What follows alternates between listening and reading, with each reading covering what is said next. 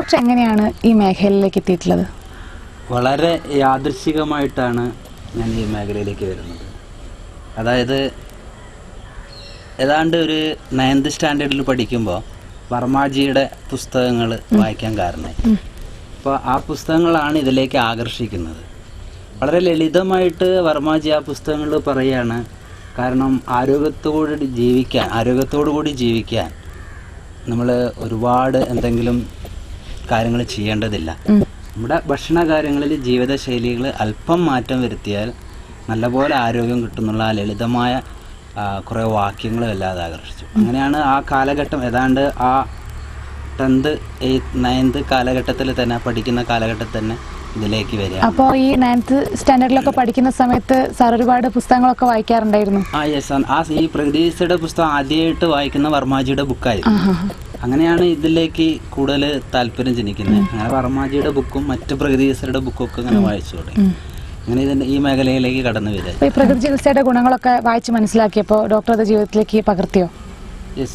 വായിച്ച ഉടനെ തന്നെ എന്തോ ഒരു ഇൻസ്പിറേഷൻ ഉള്ളിൽ ഉണ്ടാവുകയും അതിൻ്റെ ഭാഗമായിട്ട് അപ്പം തന്നെ കുറേയൊക്കെ, അതായത് ഏറ്റവും കൂടുതൽ ദോഷം ചെയ്യുന്നത് രാസവസ്തുക്കളാണെന്ന് മനസ്സിലാക്കിയതുകൊണ്ട് ആ രാസവസ്തുക്കളെ പരമാവധി ഒഴിവാക്കി, പ്രത്യേകിച്ചും ബേക്കറി ഐറ്റംസും അങ്ങനെയുള്ള ഭക്ഷണങ്ങളൊക്കെ ഒഴിവാക്കിക്കൊണ്ട് ക്രമേണ ഒരു പ്രകൃതി ജീവനത്തിലേക്ക് വരികയുണ്ടായി. അപ്പോൾ ആദ്യ കാലഘട്ടത്തൊക്കെ ഈ ഭക്ഷണമൊക്കെ ഒഴിവാക്കുമ്പോൾ ബുദ്ധിമുട്ടൊക്കെ തോന്നിയിട്ടുണ്ടോ?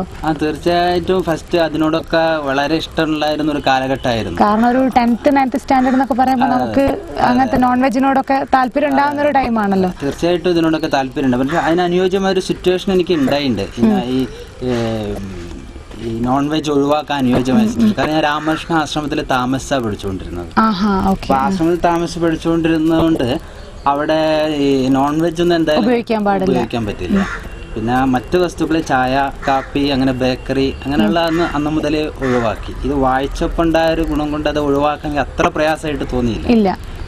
അപ്പൊ ആ വായനയിലൂടെയാണ് ഇൻസ്പിറേഷൻ കിട്ടിയിട്ടുള്ളത്. വായിച്ചത് കൊണ്ട് കൂടുതൽ എളുപ്പം അതിന്റെ കാര്യങ്ങൾ ബോധപൂർവ്വം മനസ്സിലാക്കിയത് കൊണ്ട് വളരെ എളുപ്പം അത് ചെയ്യാൻ സാധിക്കും. പക്ഷെ അപ്പൊ ഇത്ര നേരത്തെ തന്നെ ജീവിതശൈലിയിലൊക്കെ മാറ്റം വരുത്തിയപ്പോ സമൂഹത്തിന്റെയും കുടുംബത്തിന്റെയും ഒക്കെ പ്രതികരണം എങ്ങനെയായിരുന്നു? വീട്ടില് സത്യത്തില് വളരെ രസകരമായ സംഭവങ്ങളൊക്കെ ഉണ്ടായി. കാരണം ആശ്രമത്തിലായതുകൊണ്ട് ഇങ്ങനെ ഭക്ഷണത്തിൽ മത്സ്യമാംസം ഇല്ലാതെ ഭക്ഷണം ക്രമീകരിച്ചപ്പോൾ അച്ഛനെ വിളിച്ചിട്ട് പറഞ്ഞു, ആശ്രമത്തിൽ വല്ലാതെ അവനെ വിടരുത്, വിട്ടാൽ ചിലപ്പോൾ ആശ്രമത്തിൽ അങ്ങനെയൊക്കെ പറയുന്നുണ്ട്. അപ്പോൾ അങ്ങനെ വീട്ടിൽ നിന്ന് അങ്ങനെയുള്ള സ്റ്റാർട്ടിങ്ങിൽ അങ്ങനെയുള്ള ഇതാണ്. പിന്നെ ഈ ചായ ഒക്കെ അത്ര നേരത്തെ നിർത്തിയാൽ വീട്ടിൽ നിന്ന് അച്ഛനെ നമുക്ക് നിർബന്ധിക്കുന്ന ഒരു ഇതുണ്ടായിരുന്നു. ചായ കുടിക്കണം, നല്ലതാണ്, കുടിക്കണം, ഇത്ര നേരത്തെ എങ്ങനെ ഇങ്ങനെ ചെയ്യുന്നതെന്നൊക്കെ ഒരു ചോദ്യമൊക്കെ ചിലപ്പോ ഒക്കെ ഉണ്ടാവാറുണ്ട്. പിന്നെ പൂർണ്ണമായിട്ട് വീട്ടിൽ നിന്ന് സഹകരണം കിട്ടുകയൊക്കെ ചെയ്യാൻ. പിന്നെ സമൂഹത്തില് മറ്റ് ചില ആൾക്കാരൊക്കെ പറയും, ഉദാഹരണം അടുത്ത വീട്ടിലെ ഒക്കെ ചെന്നാൽ ചിലർ കളിയാക്കുകയോ ചെയ്യും.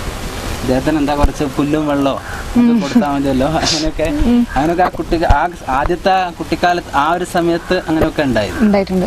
സമൂഹത്തിൽ മൊത്തമായിട്ടുള്ള പ്രതികരണം അങ്ങനെയൊക്കെ ആയിരുന്നു. പിന്നെ ചിലരൊക്കെ ഇങ്ങനെ അപ്പൊ ആ സമയത്ത് കുറച്ച് ശരീരമൊക്കെ മെലിഞ്ഞപ്പോ ഇങ്ങനെ വല്ലാതെ ഇങ്ങനെ പറയുകയൊക്കെ ഉണ്ടായി. എന്നാൽ വളരെ വൈകി ഉള്ള അനുഭവം ഇങ്ങനെ പറഞ്ഞ പല ആൾക്കാരും എൻ്റെ സ്ഥാപനത്തിൽ ചികിത്സിക്കേണ്ടി വന്നു എന്നുള്ളതാണ്.